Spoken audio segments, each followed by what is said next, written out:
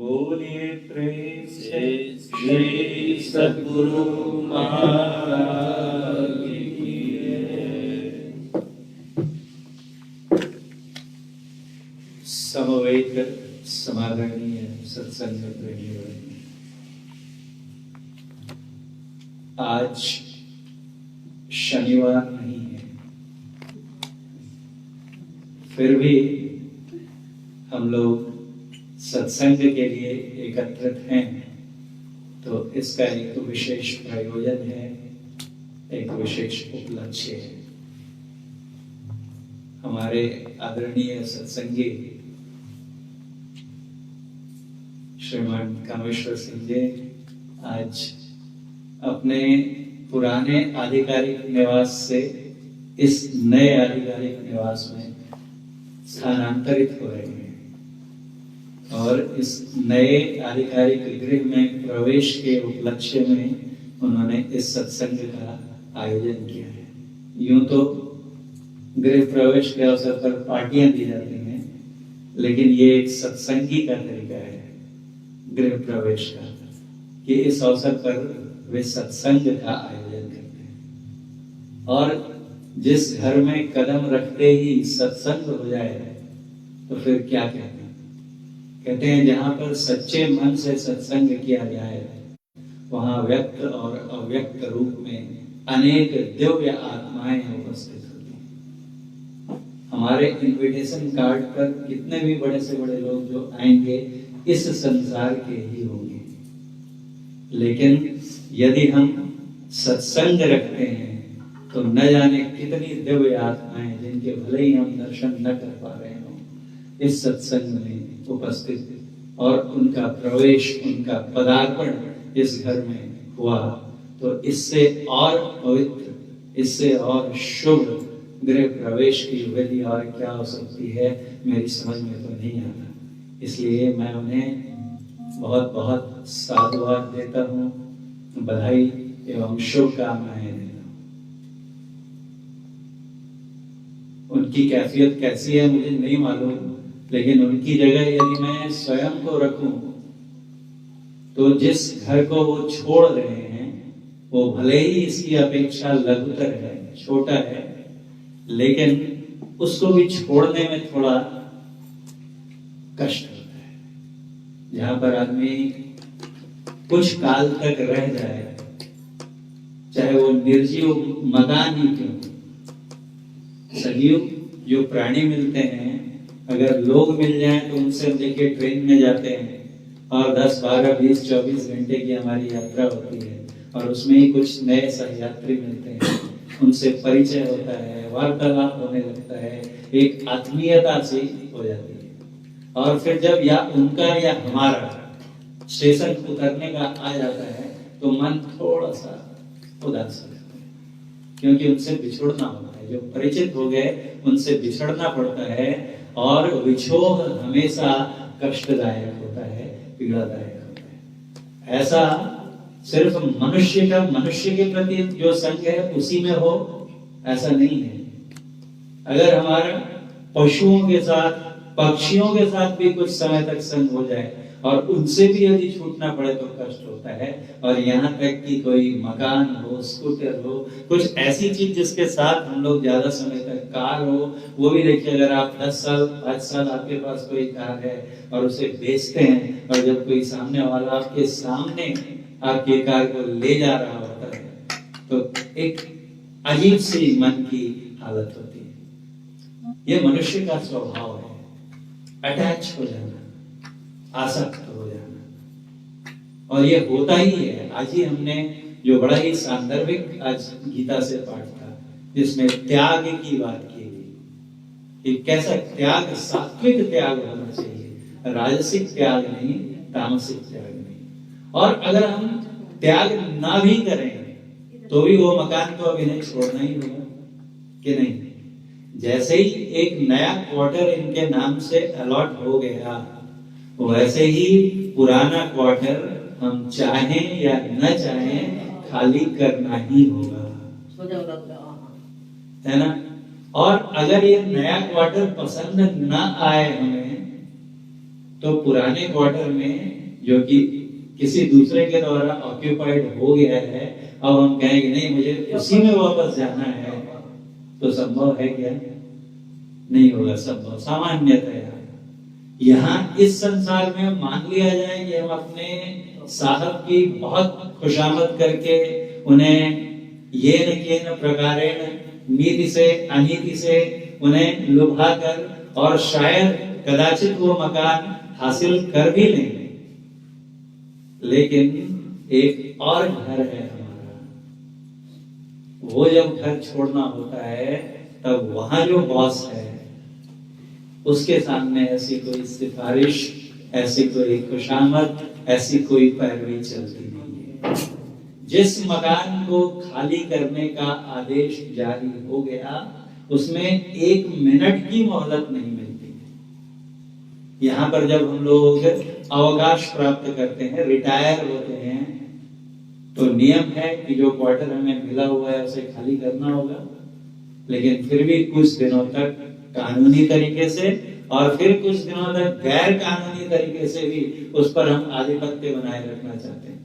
अभी हमारे एक मित्र मिले थे परसों, तो बता रहे थे कि उनकी कंपनी में उनके माइंड में तो ऐसी हालत थी कि कितने लोगों ने ऐसे क्वार्टर पर अनधिकार आधिपत्य जमा लिया था, और पुलिस बुलाकर, अधिकारियों को बुलाकर, और बड़ी मुश्किल से कुछ लोगों के द्वारा कुछ मकान खाली कराए गए, कुछ अभी भी अनधिकृत कब्जे में है।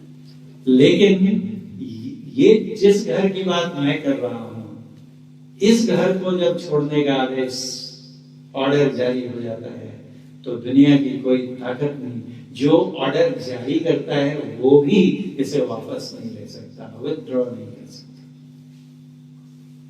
वो कौन सा घर है? वो एक घर अभी हमने सुना, काया। ये हमारा शरीर ही एक घर है। इस घर में हमें कुछ समय के लिए रहने का अधिकार पत्र दिया जाता है। किसको कितना ये वही जानता है। गुरु नानक देव जी महाराज हुए, वो कहते हैं कि न बालक न यौवने न वृद्धि कछु बंद, वह अवसर नहीं जानिए जब आए पड़े जम फंद।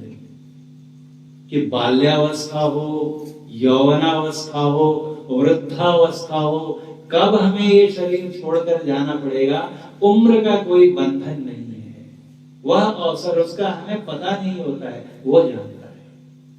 और जब वो अवसर आ जाता है तब गुरु महाराज कहते थे कि मैं जब कहता हूं आपको कि भजन कीजिए, ध्यान कीजिए, तो आप कहते हैं कि क्या करें? घर के काम, ऑफिस के काम, व्यापार के काम, समाज के कामों से फुर्सत ही नहीं मिलती, कैसे करूं भजन? तो अभी तो आप ये कह लेते हैं, लेकिन जब वो यमदूत आपके पास आपके प्राण निकालने आ जाएंगे और तब आप उनसे कहना चाहेंगे कि थोड़ा रुक जाओ, अभी मैं बहुत बिजी हूं, बहुत व्यस्त हूं, कुछ देर के बाद आना, तो वो सुनेगा आपकी 1 सेकंड के लिए भी नहीं सुनेगा। तब फुर्सत कहां से निकालेंगे? संत महात्मा हमें यही चेतावनी देने आते हैं कि ये जो हमें शरीर रूपी घर मिला है, देखिए ना, किस किस एज में बच्चा पैदा होते ही मर जाता है, और कुछ मरे हुए ही पैदा होते हैं पेट से। कुछ 100 वर्ष जीते हैं, कुछ 10, 20, 40, 50। हम बीमारियों से इतना डरते हैं कि मुझे कैंसर हो गया, मुझे हार्ट अटैक हो गया, डॉक्टरों ने बचाया, पता नहीं डायबिटीज हो गया, कितने दिन बचूंगा, तमाम चिंताएं हैं। और घर से निकले और पीछे से एक ट्रक आया और हमें कुचलता हुआ चला गया, तो फिर क्या हुआ? बिना कोई बीमारी के, बिना कोई रोग के तुरंत हमारी प्राण लीला समाप्त हो जाती है और उस पर हमारा कोई वश नहीं चलता। तो ये जो अनिश्चितकालीन निवास का हमें अधिकार पत्र मिला है परमात्मा से, उसमें हमें क्या करना चाहिए? तो आज के गीता पाठ में हमने सुना कि संसार के प्रति, मानवता के प्रति, प्राणी मात्र के प्रति, समाज के प्रति, परिवार के प्रति जो हमारे सांसारिक कर्तव्य हैं उनका हमें पूरी ईमानदारी से पालन करते हुए अपने परम लक्ष्य को, अपने सबसे महत्वपूर्ण उद्देश्य को कदापि विस्मृत नहीं करना चाहिए। और वो लक्ष्य क्या है? तो भगवान श्री राम कहते हैं कि एहि तज कर फल विषय न भाई।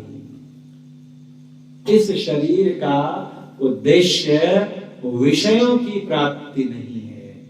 विषय अर्थात जिन्हें इंद्रियों के द्वारा प्राप्त किया जाए। आंखों का विषय रूप, कानों का विषय शब्द, नासिका का विषय गंध, जिह्वा का विषय स्वाद, त्वचा का विषय स्पर्श। इन पांचों में ही लगे रहना कि मुझे बहुत सुंदर सुंदर सॉफ्ट सॉफ्ट कपड़े मिल जाएं, गद्दा मिल जाए, बहुत स्वादिष्ट भोजन मिल जाए, बढ़िया कर्ण प्रिय हमारे चारों तरफ लोग ऐसी ही बात बोलें जो मुझे अच्छी लगे, मुझे ऐसे ही रूप दिखें जो मुझे पसंद हो। अगर इसी में हम उलझे रह जाएं तो कहते हैं कि ऐसों को क्या कहते हैं? तो कहते हैं ताही कबहु हल कहई न कोई, गुंजा ग्रहई परश मणि कोई। कि मानो किसी को पारस मणि मिली हुई हो और वो उसको एक्सचेंज कर ले बदले में किसी से, तो छोटे मोटे रंगीन बड़े कलरफुल दिखने वाले पत्थरों से, तो उसको कोई दूसरा जो बुद्धिमान व्यक्ति देख रहा होगा वो क्या बोलेगा कि कितना बेवकूफ है ये, किसको पारस मणि मिली हुई थी। पारस मणि अर्थात पारस एक ऐसा काल्पनिक पत्थर है, माना गया है कि जिसमें अगर लोहे का स्पर्श करा दिया जाए तो लोहा सोना बन जाता है। सोने के लिए कितनी मारामारी है। एक समय मुझे याद आता है जब हमारे चंद्रशेखर जी प्रधानमंत्री बने थे तो हमारे पास इतनी कम फॉरेन करेंसी थी, विदेशी मुद्रा, कि हमें अपना सोना बाहर के बैंकों में गिरवी रखना पड़ा था। आज भी हमारे रिजर्व बैंक में कितना सोना है, इससे हमारी इकोनॉमी की ताकत आंकी जाती है, अर्थव्यवस्था। तो जितना मर्जी सोना बना लो।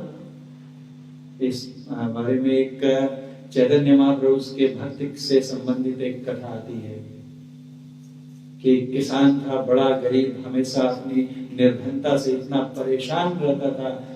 किसी ने उन्हें उपाय बताया कि वृंदावन जाओ, वहां पर एक साधु बाबा रहते हैं, वो तुम्हें इससे मुक्ति का उपाय बताएंगे। और फिर वो वहां से चलता है, वृंदावन में साधु बाबा के पास पहुंचता है, उनके सामने अपने हृदय की दशा व्यक्त करता है और वो कहते हैं कि घबराओ नहीं, चिंता नहीं करो, जाओ। और एक पता बताते हैं कि फलाने जगह एक झोपड़ी में या कुछ स्थान याद नहीं है, बहुत पहले मैंने एक पारस मणि रख दिया था, जाओ वहां से निकाल लो और लेकर चले जाओ, और जितनी मर्जी चाहे सोना बना लो। ऐसा ही ऐसे कहा तो ये कृषक जो है इसकी प्रसन्नता का तो पारावार न रहा। जितनी मर्जी सोना, सोने का एक कण आज तक मैंने देखा नहीं, इतना गरीब हूं मैं। भागता है वहां से, रास्ते में एक लोहे का टुकड़ा मिलता है, उसे उठा लेता है और उन साधु बाबा के बताए हुए पते पर पहुंचता है और सच में वहां वो एक पत्थर मिलता है। जांच करने के लिए जो लोहे का टुकड़ा इसने मार्ग में पड़ा उठाया था, उसका स्पर्श कराता है उस पारस मणि से, और ये क्या, स्पर्श करते ही लोहा सोने में परिवर्तित हो जाता है। इसके चेहरे पर प्रसन्नता की चमक कि हे भगवान, इतने दिन तक कहां थी आपकी करुणा, आपकी दया। अब मैं तो क्या, मेरी आने वाली कई पीढ़ियां कभी निर्धनता का मुंह नहीं देखेंगी। इतना खुश होकर वहां से पारस मणि लेके चलता है। थोड़ी ही दूर तो चलता है कि अचानक उसके मन में एक और विचार आता है। पारस मणि लेकर अब तक बड़ा प्रसन्न था, लेकिन तभी उसके मन में एक ख्याल आता है कि जिन साधु बाबा के पास मैं अपनी गरीबी से निजात का उपाय जानने के लिए गया था, वो तो बिल्कुल अलमस्त थे, एक ऐसा फटा चिथड़ा, एक ऊपर और एक नीचे वस्त्र धारण किया था, टूटी फूटी झोपड़ी में बैठे और एकदम प्रसन्न चित्त। और उन्होंने जिस बेफिक्री से, बेपरवाही से मुझे बताया कि जाओ वहां पर मैंने एक पारस रख दिया था, ले जाओ और जितना चाहे सोना बना लो। तो जितने आराम से उन्होंने बता दिया मुझे कि जाओ वो पारस ले लो, तनिक भी उनके चेहरे पर शिकन नहीं। इतनी बड़ी अनमोल चीज उन्होंने मुझे दे दी और उनको जरा भी दुख नहीं। वो तो बिल्कुल मस्त थे और उनके पास कुछ नहीं था देखने पर, अगर बाहर से देखा जाए तो उनके पास कुछ नहीं। ये कैसी बात है? कहीं ना कहीं कुछ तो गड़बड़ है कि मुझे उस पारस मणि का पता ऐसा बतलाया उन्होंने, मानो कोई अत्यंत तुच्छ चीज के बारे में बता दिया हो, जो उनके सामने में कोई महत्व न रखती हो। तो उनके पास आखिर ऐसा क्या है जो उस पारस मणि से भी कीमती है, जिसको पाकर वो इतने सारे दुख क्लेशों से अलमस्त। चाह गई चिंता मिटी मनवा बेपरवाह, जाको कछु न चाहिए सोई शाहनशाह। शाह तो मांगते रहते हैं, पुराने बादशाह मांगते थे, आज के बादशाह भी मांगते रहते हैं। देखिए ना, अपनी सत्ता बचाने के लिए आए कितनी परेशानी, कितने तरह के तिकड़म लगाए जाते हैं कि कुर्सी न छिन जाए हमसे, और तो भी छीन ही जाती है। वश चलता है क्या? अभी कल ही जो नतीजे आए देखिए, तीन कार्यकाल पूरे करने के बाद भी जाना पड़ा। इससे पता चलता है कि सब कुछ हमारे नियंत्रण में नहीं है, सब कुछ हमारे चाहे अनुसार नहीं होता है। कहीं कुछ, इधर आ जाइए ना, अच्छे से आइए। हम जब जैसा चाहते हैं तब वैसा, तब तक वैसा होता नहीं है, अर्थात हम कहीं किसी के तो बंधन में हैं। इन साधु बाबा के पास ऐसा क्या था? लेकिन आज बड़े बड़े जो हमारे देश के सबसे बड़े बिजनेस हाउसेस हैं, उनके पास लाख करोड़ की प्रॉपर्टी है, 1 लाख करोड़ की प्रॉपर्टी है, और उसके बाद भी उसको बढ़ाने के लिए क्या करते हैं? कर्जदार बने रहते हैं। नहीं, बैंकों से कर्जा लेते हैं, उसके भी उदाहरण हैं, लेते और फिर चुका नहीं पाते, और फिर कैसी दुर्दशा को प्राप्त होते हैं। अपनी इज्जत, अपना राष्ट्र छोड़कर पलायन करना पड़ता है, होता है ना। पहले बैंकों से उधार लेते हैं और वहां से भी जरूरत पूरी नहीं दिखती है तो साधारण जनता के पास मांगने चले जाते हैं, होते हैं ना। जो हम लोग भी बड़ा अपने को प्राउड फील करते हैं क्या, तो IPO, initial public offer, share, इसी होता है ना। अब लोग फिर भीड़ लगाते हैं कि मुझे भी चाहिए शेयर, मुझे भी चाहिए शेयर। ये शेयर जो मार्केट में बेचे जाते हैं कंपनीज के द्वारा, ये क्या है? उनके मालिक हमसे भीख मांगते हैं कि आप अपना पैसा लगाओ, मैं आपको उससे जो प्रॉफिट होगा वो दूंगा, और अगर लॉस होगा तो वो भी झेलना पड़ेगा। तो यहाँ पर जो है देखिए, संसार के बादशाह हैं, वो चिंता में लगे रहते हैं। लेकिन यहीं इसी धरती पर उस साधु बाबा जैसे कुछ लोग हैं जो कहते हैं कि जाको कछु न चाहिए, किसी चीज की कोई आकांक्षा, कोई लालच उन्हें नहीं है, और पूर्ण संतुष्ट, पूर्णतया संतुष्ट रहते हैं। ये व्यक्ति भागता है वापस उस साधु बाबा के पास और कहता है कि मुझे नहीं चाहिए ये पारस, मुझे उस खजाने का पता बताइए जो आपके पास है, जिसके कारण आपके चेहरे पर इतनी प्रसन्नता खिली रहती है, हर परिस्थिति में आप अपने को सम रख पाते हैं। आखिर वो कौन सी निधि है, कौन सा अनमोल कोश है जिसे आपने प्राप्त कर लिया? कबीर साहब कहते हैं, हाथ में कुंडी, बगल में सोटा। साधु बाबा लोग कमंडल लेके चलते हैं ना, और एक हाथ में छड़ी, और चारों दिशा जगीरी में, मन लागो मेरो यार फकीरी में। यूं छड़ी घुमाई चारों तरफ, आना अलख निरंजन, और सारी कायनात उनके कब्जे में। ये कौन सी पूंजी है जो उनके पास रहती है? वो साधु बाबा के चरणों में गिर पड़ता है और कहता है कि नहीं नहीं, मैं असली निर्धनता अब समझ रहा हूं।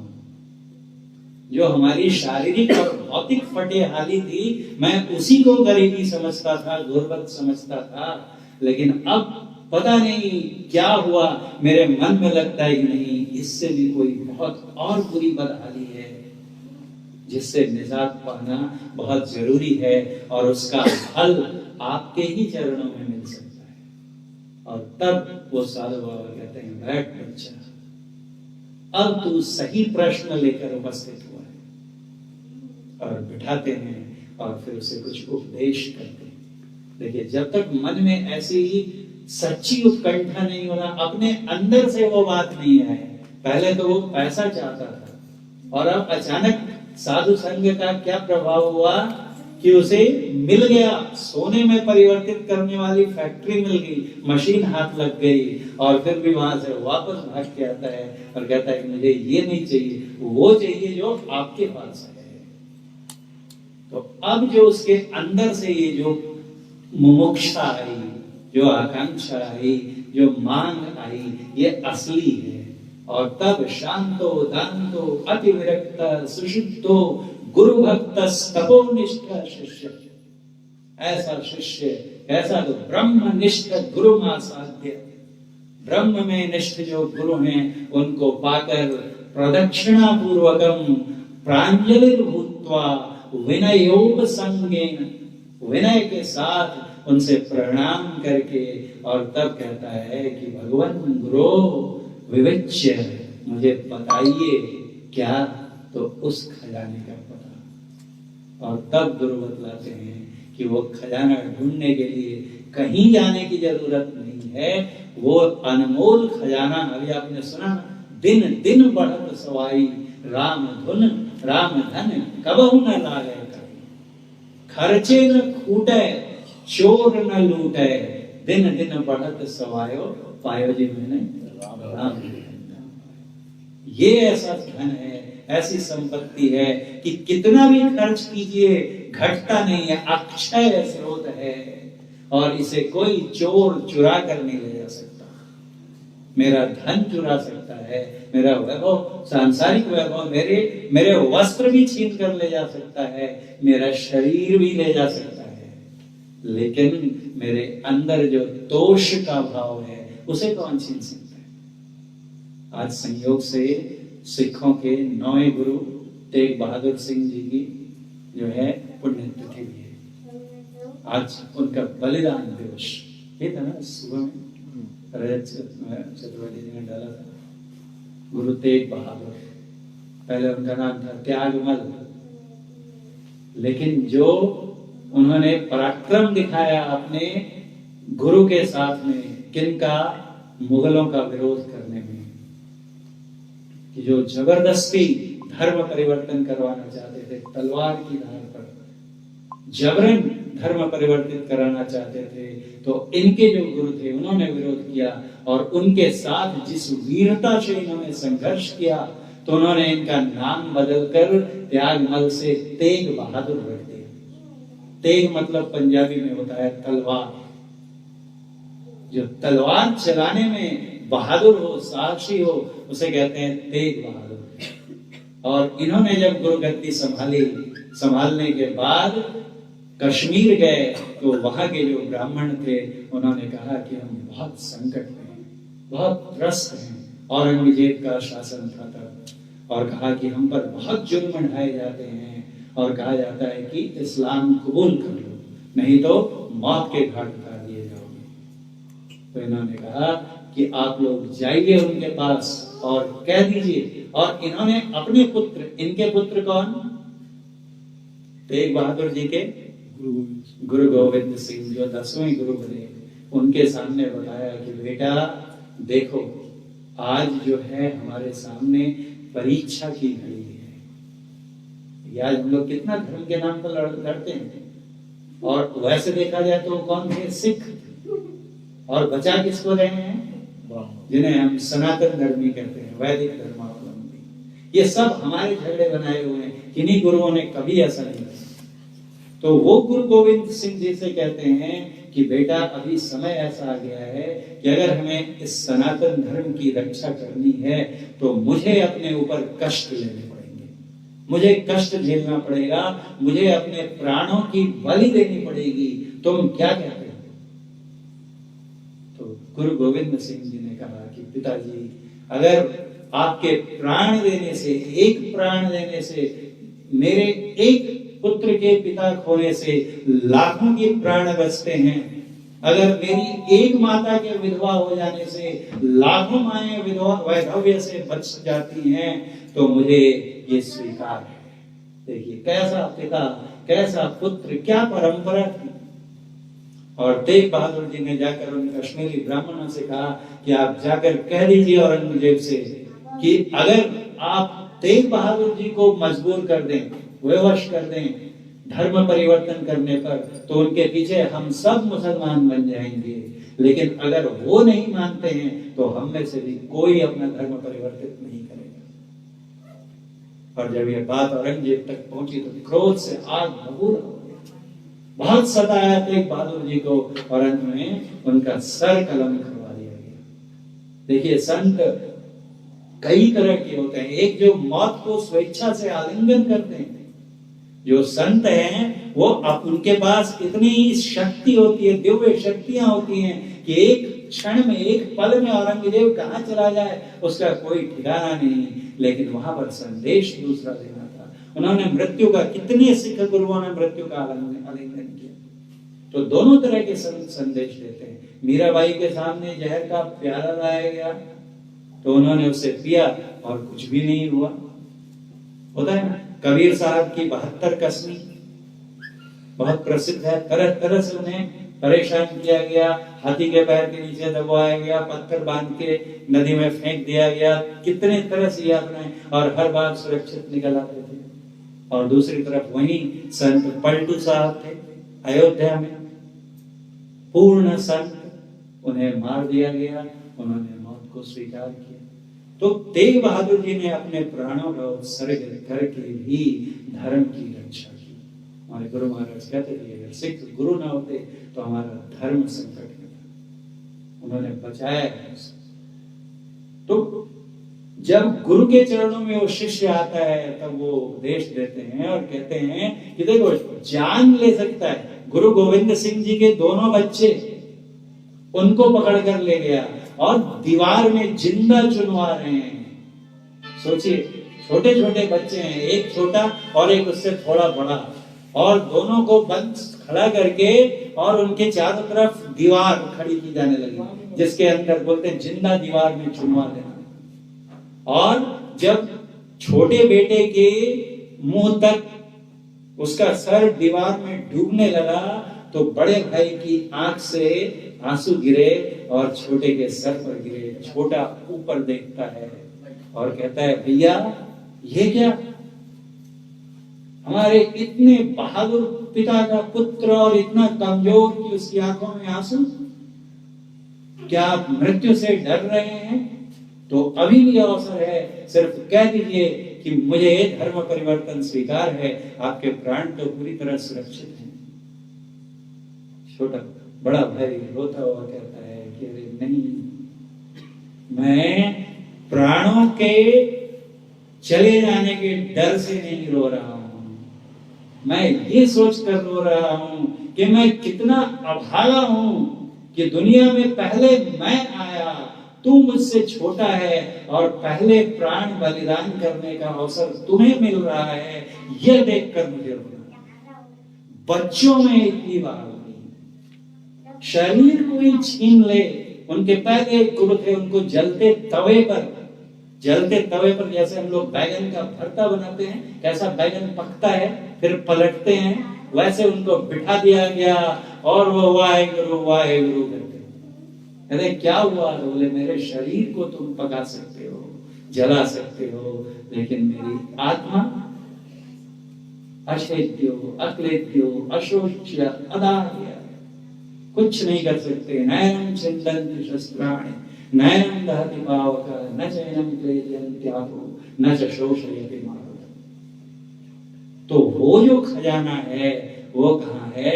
तो कहा कि वो तुम्हारे अंदर है। उसका पता कैसे पाएं?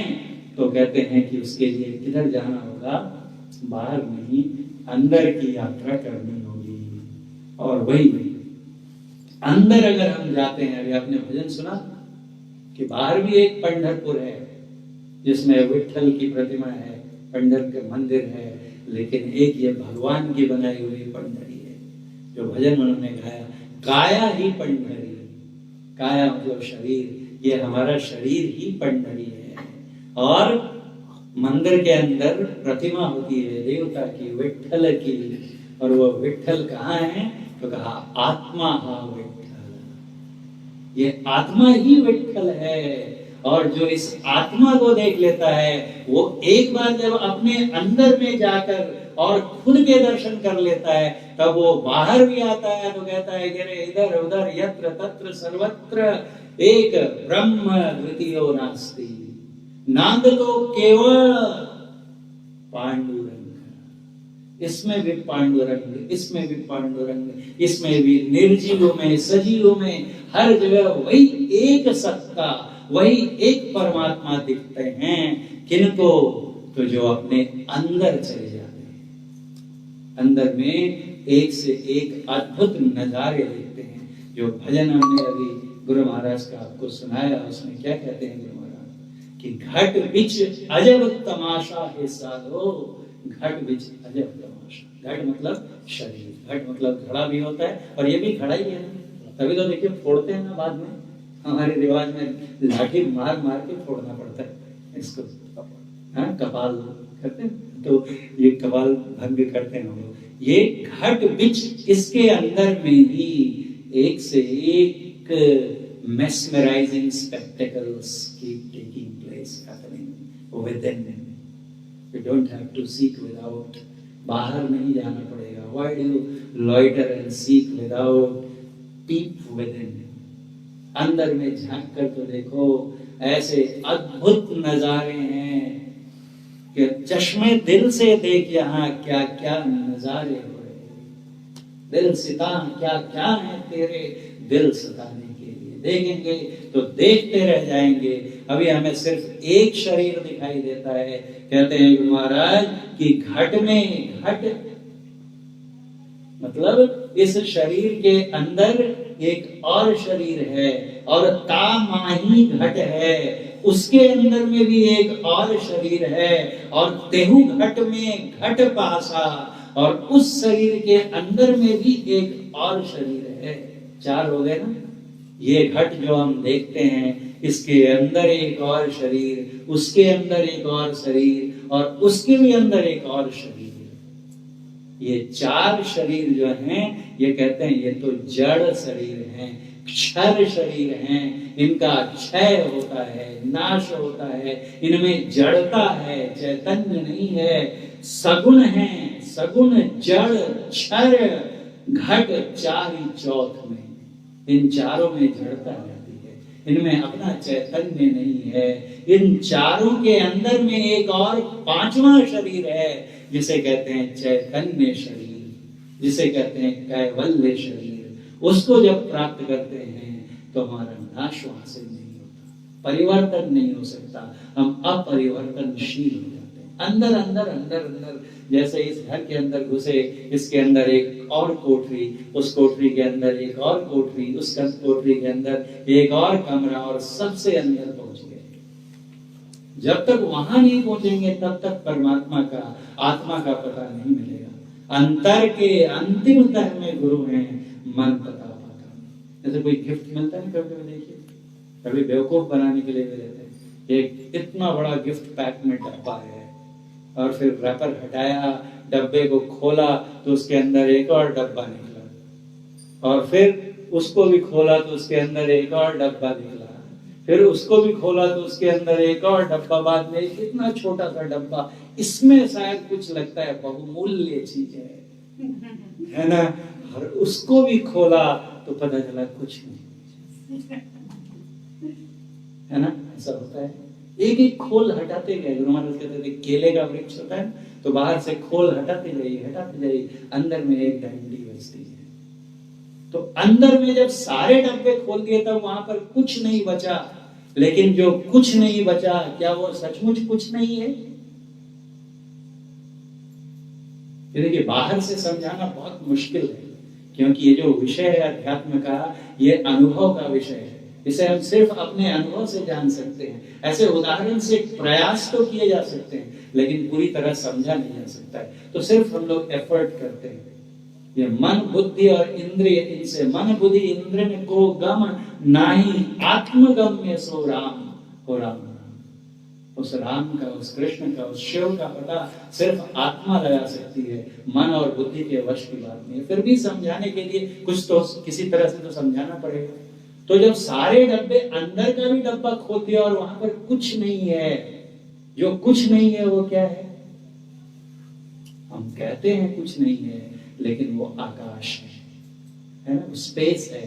जहां कुछ नहीं है वो खाली जगह है, स्पेस है। और जब सब डब्बे हटा दिए तब भी स्पेस वहां पर है, और जब सब डब्बे बंद हैं तब भी स्पेस है। और जब उस स्पेस को हमने देख लिया, अवकाश को, आकाश को देख लिया, तो जो उस आकाश को आकाश के स्तर पे जाके देख सकता है कि हम अपने को इतना माइन्यूट, इतना सटल बना लें कि हम भी आकाश के इतना सटल हो जाएं। और तब आप देखेंगे कि जो अंदर का डब्बा है उसकी दीवार के अंदर भी स्पेस है। जो विज्ञान के विद्यार्थी हैं, साइंस स्टूडेंट्स, बहुत आसानी से ये दीवार है, इसके बाहर एक स्पेस है, इसके अंदर स्पेस है, और इस दीवार में स्पेस नहीं है क्या? इस दीवार में भी स्पेस है। कभी तो उसमें भी एटम्स हैं, मॉलिक्यूल्स हैं, उनके अंदर में भी न्यूक्लियस है, न्यूक्लियस के बाहर भी स्पेस है जिसमें इलेक्ट्रॉन घूमता रहता है, न्यूक्लियस के अंदर भी स्पेस है जिसमें प्रोटॉन और न्यूट्रॉन रहते हैं, और प्रोटॉन के भी अंदर में स्पेस है जिसमें क्वार्क रहते हैं। और ऐसे करते जाइए, अंत में जो खाली जगह बचेगी वो क्या कम है? जब ये मकान नहीं था तब यहाँ पर क्या था? खाली जगह थी। मकान बन गया तो उसके अंदर खाली जगह, उसके बाहर खाली जगह, असल में दीवार में भी खाली जगह है, तब भी खाली जगह है। और जब इस मकान को बुलडोजर लाकर गिरा देंगे तब भी आकाश रहेगा। मकान के बनने, संवरने और ढह जाने में भी आकाश न कभी बनता है न बिगड़ता है, वो सदा रहता है। ऐसे ही परमात्मा को समझने की आवश्यकता है कि जैसे ये अंदर का आकाश कैसा है, छोटा सा है ना, और देखिए दीवार ऐसे आके बेंड हो गई, एल शेप हो गया, तो अंदर का आकाश भी एल शेप का हो गया। और बाहर एक आकाश है जो कि इनफाइनाइट है, बहुत बड़ा है, तो बाहर के आकाश को कहते हैं महदाकाश, और अंदर के आकाश को कहते हैं मठाकाश। ये मठ है ना, घर है, मठ के अंदर का आकाश, ये हमें दो लगते हैं। कब दो लगते हैं? ये ड्यूअलिज्म कब है? जब ये दीवार आ गई बीच में। और ये एक ऐसा घर है, उसके बगल में देखिए वो एक अलमारी बना दी इसी कमरे के अंदर में, तो उसके अंदर एक और आकाश आ गया, उसका शेप अलग, और उसके अंदर एक और पॉट रख दीजिए उलट के, तो उसके अंदर एक और स्पेस आ गया, और उसके अंदर एक और छोटी सी बॉटल रख दीजिए, उसके अंदर कितने स्पेस हो गए? बॉटल के अंदर से घुस के देखिए तो स्पेस कैसा दिखेगा? बॉटल के अंदर जैसा दिखेगा। और छोटा सा कलश है, उसके अंदर घुस जाइए तो स्पेस भी कलश। मोटरसाइकिल का, कार का ट्यूब है, उसके अंदर भी स्पेस है, स्पेस कैसा दिखेगा अंदर से? ट्यूब के जैसा। लेकिन सच में स्पेस ट्यूब के जैसा है क्या? ये वो ट्यूब है जिसके अंदर वो जो उससे सराउंडेड स्पेस है, वो हमें लगता है कि उसका ऐसा शेप है। अंदर में जो बॉटल है उसको फोड़ दीजिए, अब घड़ा बचा, तो बॉटल के अंदर का स्पेस गायब हो गया, और कैसा हो गया? घड़े के अंदर का हो गया। घड़े को भी फोड़ दीजिए, अब बचा कमरा, तो स्पेस कैसा हो गया? मठाकाश हो गया। और दीवार को भी गिरा दीजिए तो मठाकाश और महदाकाश दोनों मिल गए, एक हो गया। ऐसे ही ये जो इस मठ के अंदर का आकाश है, या इस घट के अंदर का आकाश है, इस घट के अंदर भी एक आत्मा है, और इस घट के बाहर भी एक आत्मा है। जो बाहर अनंत विस्तार लिए आत्मा है, उसे हम कहते हैं परम आत्मा, परमात्मा। और इसके अंदर जो आत्मा का, उस परमात्मा का छोटा सा हिस्सा जो इस शरीर के द्वारा गिर गया है, उसे कहते हैं जीवात्मा। कैसा हो गया? ये दीवार गिरा दीजिए इसके अंदर की आत्मा और बाहर की आत्मा दोनों मिलकर एक हो गए, दो रहेंगे क्या? ये दीवार गिरा देने पे इस घर का स्पेस और बाहर का स्पेस दोनों मिलकर एक हो जाएंगे। फिर आप बता सकते हैं क्या किधर गया घर के अंदर का आकाश? वैसे ही गुरु महाराज कहते हैं कि जीवात्मा प्रभु का अंश है, जस अंश नभ को देखिए, घट मठ प्रपंचन जब मिटाए, नहीं अंश कहना। घड़े का आकाश, मठ का आकाश, बाहर का आकाश, ये प्रपंच तभी तक रहता है जब ये आवरण रहते हैं। इनको अगर हम गिरा देंगे तो कब गिरेंगे? तो पहले हमें अंदर अंदर अंदर अंदर अंदर अंदर जाना पड़ेगा। घट बीच अजब तमाशा, घड़े के अंदर घड़ा। इसी को कबीर साहब ने कैसा कहा? तो कबीर साहब और कहते हैं, गागर ऊपर गागरी, चोले ऊपर द्वार, सूली ऊपर साखरा, कहां बुलावे या। कहते हैं गागर सबसे नीचे कैवल्य शरीर है, घट है, गागर है, उसके ऊपर महाकारण गागर है, उसके ऊपर कारण गागर है, उसके ऊपर सूक्ष्म गागर है, और उसके ऊपर ये हमारा स्थूल गागर है, स्थूल घट है। तो वही घट में घटता माही घट है, तेव घट में पासा। तो ऊपर से जो स्थूल गागर है, उसके अंदर सूक्ष्म गागर है, उसके अंदर कारण गागर है, और उसके अंदर महाकारण गागर है। ये चार जड़ हैं, सगुण जड़ क्षर घट, चारि चौथ में, और चेतन अगुण तन आसा। उसके अंदर में विशिष्ट, देखिए सब एक ही बात कहते हैं जितने संत हो गए। कबीर साहब क्या कहते हैं? गुरु महाराज कहते हैं घट माही, घट में घटता माही घट है, ऐसे कहते हैं। कबीर साहब क्या कहते हैं? गागर ऊपर गागरी, गागर के ऊपर गागर के ऊपर गागर के ऊपर गागर है। और गुरु नानक देव जी, उनसे किसी ने पूछा कि गुरु किसको कहते हैं, बताएंगे आप? प्लीज डिफाइन गुरु। तो गुरु की परिभाषा देते हुए वो कहते हैं कि घर मह घर दिखाई दे, सो सतगुरु परख सुजान।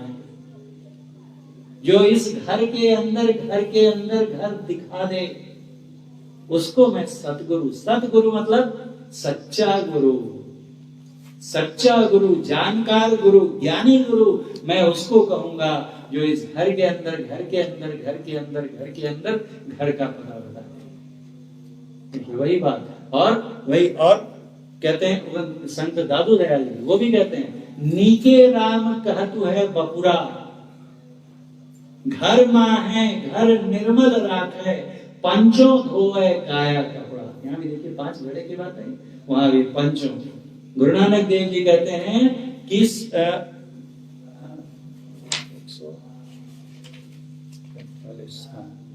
देखिए कहते हैं, सब सखियां पंचे मिले, 5 सखियां मिल गए, एक एक घट की एक एक नार मिल गए, गुरुमुख निज घर वास।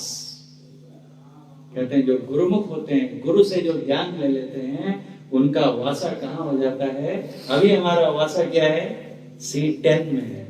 C10 के अंदर कितने सारे घर हैं, है ना? जितने अभी यहाँ पर 30-35 जितने भी लोग सत्संग में हैं, उतने घर हैं, और उस हर घर में एक एक है ना, एक एक रहने वाला। और हर घर जो है ये कैसा घर है? तो ये स्थूल घर है। ये हमारा घर है क्या? गुरुमुख निज घर जास, गुरुमुख निज घर वास। जो गुरु से ज्ञान लेकर खोजते हैं, उनको अपना घर मिलता है, उनका निवास निज घर में हो जाता है। ये हमारा घर नहीं है। मौन कैनो भ्रमो अकारोणे। रामकृष्ण परमहंस जी थे, उनके पास नरेंद्रनाथ, जो बाद में स्वामी विवेकानंद हुए, तो उनसे बोला भजन सुनाओ, तो बड़े प्रेम से सुनाते थे कि मौन चलो निजो निकेतन। जो कहते थे कि मन चलो निज निकेतन, मतलब घर, अपने घर को चलो। ये सब जो घर है, पंचभूत आर सौप जॉन, ये सब जितने भी हैं, केऊ ना अपन, इनमें से कोई तुम्हारा अपन नहीं है। विदेशी वेशे, बोलते हैं कि ये विदेश है, और विदेशियों का लिबास पोशाक पहन के तुम क्यों यहाँ कारण घूम रहे हो? चलो निज अपने घर चलो। तो जो अपने घर में वासा कर लेता है शब्द को खोज कर, तो कहते हैं सबल खोज यही घर लहे, नानक ताका दास। नानक कहते हैं कि मैं उसका दास बनने को, उसका सर्वेंट बनने को तैयार। तो ये जो ज्ञान है, ये घर छोड़ना पड़ा, कौन सा B14 ना, B14 छोड़ा, C10 में है। और ये भी, इसका भी कोई ऐसे ही नंबर है जिसकी नंबरिंग जो है रिकॉर्ड है उसके ऊपर वाले के पास, पता नहीं कौन सा नंबर होगा हमारा। जब इसको छोड़ने का समय आएगा तो हमारा कोई वश नहीं चलेगा। वो छोड़ने की वेला आ जाए, इससे पहले हम अपने उस घर का पता लगा लें जहां की कोई हमें भगा नहीं सकता। किसी की ताकत, परमात्मा की भी ताकत नहीं है कि उस घर को छोड़ने पर हमें विवश कर सके। देखिए कहते हैं वो संत दादू दयाल जी राजस्थान के बहुत बड़े संत थे। इसके साथ ही हम लोग समाप्त करेंगे। भाई रे घर ही में घर पाया, ये भी वही बात है। अरे भाई, मैंने घर के अंदर में ही घर पाया। घर के अंदर गया तो घर मिला, उसके अंदर और घर और घर, और अंत में निज घर वासा, अंत में अपना घर मिल गया। इसी को संत सूरदास जी कहते हैं, आपुन को आपुन ही में पायो, खुद को खुद के अंदर ही पाया मैंने।